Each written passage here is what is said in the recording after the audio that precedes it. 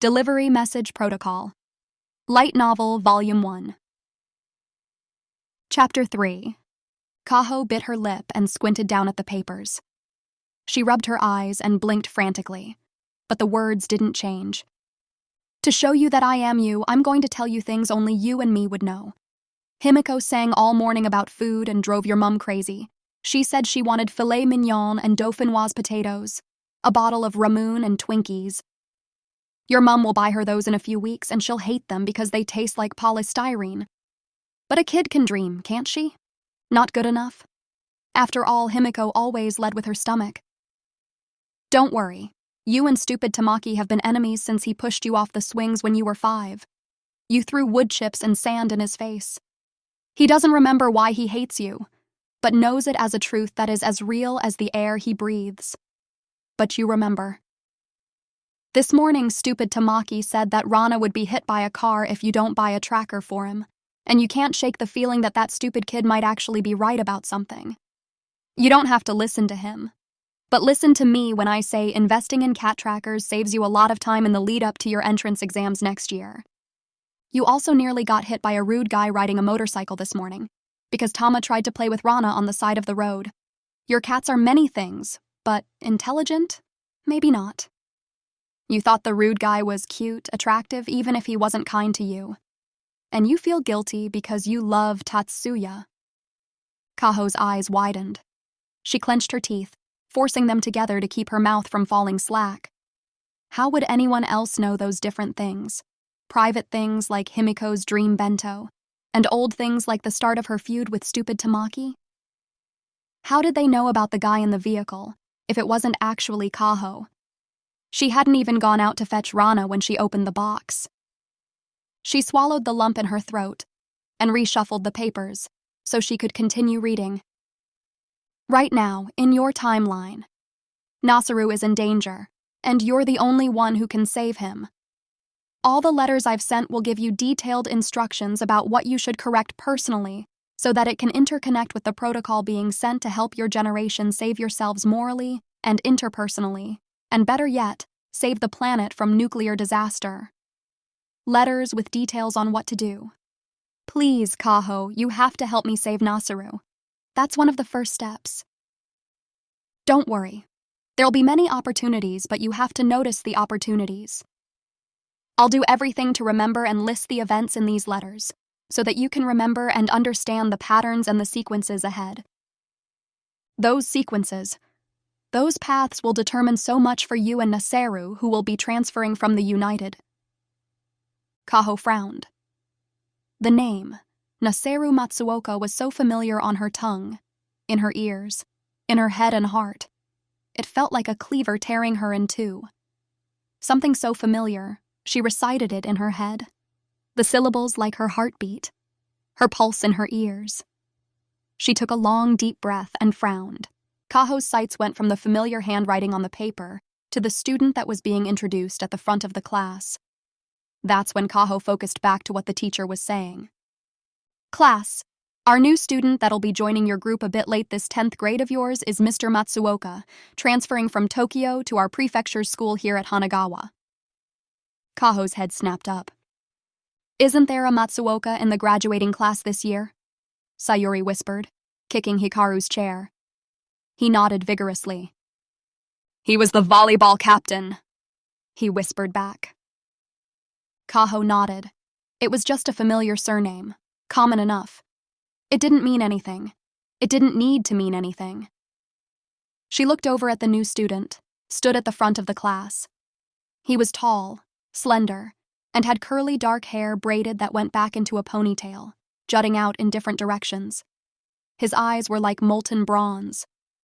Kaho winced, her lips parting as she gawked up at him. This was the boy in the vehicle. Nasaru had kept her from being hit by a car, and now he was in her class, staring out at the class, staring at her.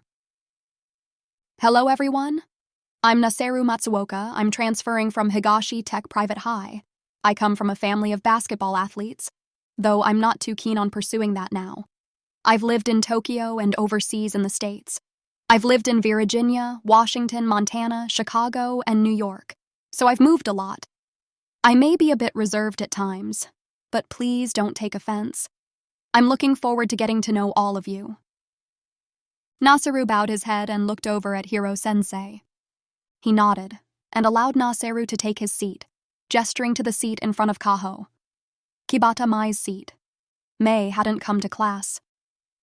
Kaho frowned. Mei had 100% attendance last year.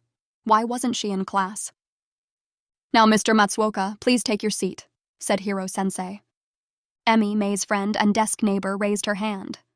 "Sir, that's Mei's seat." Hiro-sensei cleared his throat. "Kibata Mai will not be joining us this year." Emi's eyes widened and her lip trembled. "Why?" "I'm not at liberty to discuss that, Miss Sato. Now, Matsuoka, please," Hiro-sensei said, gesturing to the seat on Emi's left, the seat in front of Kaho. Matsuoka glanced at the teacher. "I'll take my seat now." "That guy has to be lying that many places while in school," Mariah whispered to her. Kaho ignored her. "He does seem foreign, but to transfer here as an 10th grader? What could that be about?" Sayuri whispered to Hikaru. He shrugged. Kaho swallowed the lump rising in her throat. Emi was on her phone, brazen, wide-eyed, and furiously texting. "Miss Sato, put the phone away." "But sir, I haven't heard from Mei since the last day of school. It's like she disappeared." "Miss Sato." "But Mei." "Miss Sato, I won't ask you again." Emi glared at him and pressed a button on her phone screen, a blue speech bubble sending to a contact. Hiro-sensei cleared his throat and held his hand out to Emi, who put her phone back in her breast pocket, glaring defiantly at her homeroom teacher. She crossed her arms. He couldn't take it, and she knew it. She heard someone whistle, impressed. "It's away." Hiro-sensei swore under his breath, ran his hands through his thinning hair and sighed. He walked to the front of the class. He cleared his throat again and had a sip of his tea from the thermos, spilling a dribble of it on his shirt. He sighed, pushed his glasses up and gazed out at the class. While the whispers still echoed through the room, they'd stopped being about Matsuoka and were instead about Emi and Mei. Emi scowled, brows raised, baiting Hiro-sensei to say something. But he didn't. "Makoto, raise your hand," Hiro-sensei commanded. Makoto sat up, raising his hand in the air, fingers outstretched like he wanted to touch the light fixtures. "Now stand." Makoto obeyed, getting to his feet. He stared at Hiro-sensei, who gestured toward Nasaru, toward Kaho. "Makoto, you will be Matsuoka's buddy. You will show him around and make him feel comfortable. Do I make myself clear?" Makoto nodded furiously and returned to his seat, his chair scraping the varnish from the wood. Kaho sighed to herself. The unsettled feeling in her stomach hadn't eased. If anything, it was worse. Her heart was hammering and she felt sick. Kaho rummaged through her school bag for her water bottle and took 3 generous sips. The bell rang, signaling that the teachers needed to move classes. A timetable that Kaho hadn't paid any attention to was drawn on the chalkboard in front of her. They had maths first. Maths with Hiro-sensei, apparently, since he was unmoving. Emi sighed, her scowl deepening. Kaho's stomach was in knots, cramping and aching with every breath. She felt queasy. She got to her feet, raising her hand to address Hiro-sensei. "Excuse me. May I go to the bathroom, please? I'm not feeling well." Hiro-sensei pressed his lips into a fine line and sighed audibly. "We're soon about to start a lesson, Ms. Aigawa. Can you wait a little longer?" Kaho bit her lip and swallowed the lump in her throat, grabbing her water bottle and taking another 2 large sips. She didn't ask again, but the first page of her maths book was, effectively, empty, just containing a few basic calculations. Her head had been swimming with information, and it felt like with every breath she took, she would be sick. She didn't ask to be excused again. Mariah prodded her with a pencil as the lesson was concluding. Kaho turned her head, and Mariah gave her a thumbs up. Kaho swallowed again, reaching for her water bottle. Throughout the lesson, she'd almost drained all of it. She sipped more and shook her head. "What was that you were reading?" Kaho swallowed. "Got a bunch of letters this morning. In a box?" Mariah's eyes widened in recognition. She nodded. "I did too. They're in black envelopes with some red sticker thing on the front. They have numbers on them. Dates?" Kaho nodded. "I'm just curious."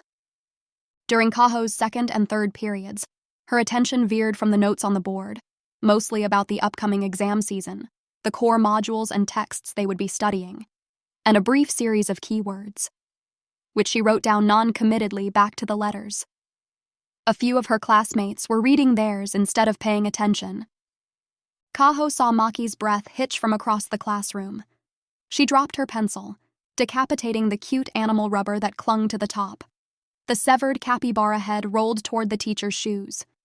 She diligently picked up the eraser and put it back on Maki's desk. She wiped her eyes on her sleeve and reattached the capybara's head to its body. "Are you okay, Miss Itu?" Maki nodded, covering up the pages of what Kaho assumed was her own letter. "Just tired, late night last night. Sorry." The teacher nodded and turned to the whiteboard, resuming the third period history lesson. Maki's eyes flickered back to the papers. She stuck one finger in her mouth and bit down. A small bead of blood trickled toward her knuckle within minutes. Kaho felt sick.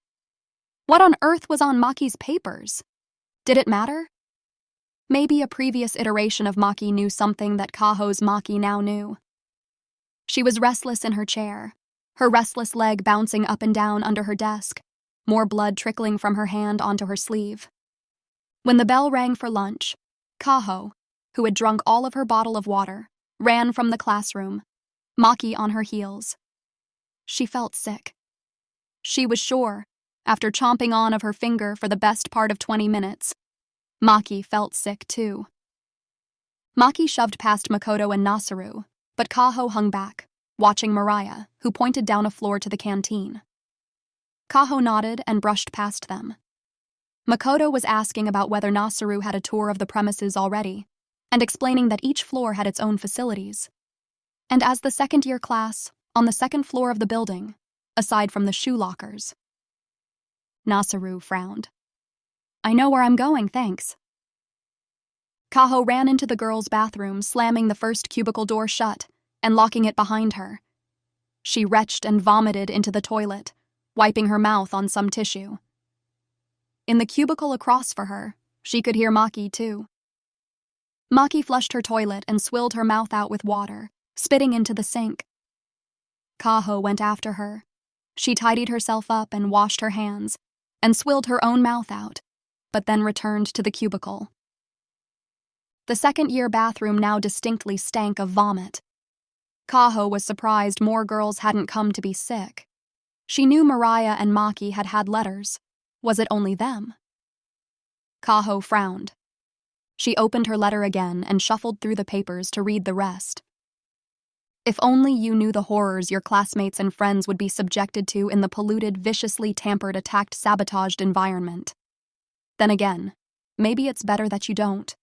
Because I want this you, the you I wasn't, to be able to make the changes to stop it.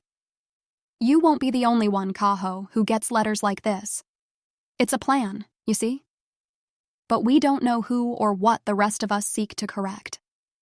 To someone like Eiji, Ryota's friend, he might tell his past self to pass the basketball to someone else in the preliminary match so he doesn't get embarrassed when he misses, because he thinks fixing his pride is an important step.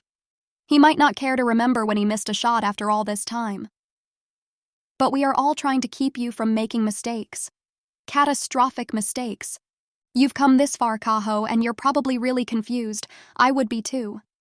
This is a lot to take in, but I want to explain it to you properly. You and I coexist in parallel times, at different points. And in my world, people were selfish and started a domino effect. Bad decisions, wrong decisions that changed our world for the worse. We are suffering through famines, illness, and loneliness where I am now. I don't want that for you, Kaho. When I think of you, I think of how giddy you were to go back to school, and how much you loved your boyfriend. How you thought a catastrophe was the canteen shop only having melon bread left instead of milk bread or curry buns. And how much you adore your cats. You were good. I'd like to think I'm still good, somewhere here. Which is why I want the best for you. We are malleable as teenagers, willing to listen, learn, and change. Not always for the better, either. Adults aren't. That's why I'm trusting you, Kaho, the you reading this right here and now, to save Naseru and change the trajectory of the dominoes. You have to change your future. Kaho felt sick again, but she'd kept her friends waiting. How long had she been hiding in a bathroom stall reading? How long had it been since Maki left? She took a deep breath and left the restroom. In the hallway, she almost completely collided with a boy walking past. She winced, screwing her eyes shut. "I'm sorry," she squeaked. There was no reply, just a tap on her head, like she was being poked by a fingernail. She unscrewed one eye and peeked upward. Looking down at her, an amused smirk on his face, was Naseru. Her breathing hitched. He shook his head and went to pass her by. Naseru looked back at her and throws something for Kaho to catch. It landed almost perfectly in her open palms. Her eyes widened. In her hands was a small juice box, blackcurrant and apple-flavored, from the vending machine outside. She smiled. "What's that for?" Kaho asked. "You looked sick. This mixed juice drink isn't too cold. This should help put your stomach at ease." Kaho opened her mouth to say something, protest she wasn't feeling sick, or thank him. She wasn't sure. But before she could speak, Naseru spoke up again. "Don't get the wrong idea, I just don't want you barfing on me later in the class since you sit behind me," he said with a self-satisfied smirk. Kaho pursed her lips and looked him up and down. "Thank you, Matsuoka." Naseru shrugged and went on his way. Kaho watched him go. She frowned. On the road this morning, he had been so rude to her, and in class he hadn't even deigned to look at her. He'd looked at Emi, who had spent the whole morning fidgeting after her argument with Hiro-sensei. She was pretty sure he'd taken a look at everyone in the class, eyed the boys up, assessed the girls with his gaze. Everyone but Kaho, like he was a lion on the hunt for the weak link. But this was kind, considerate. Was that Naseru's true nature?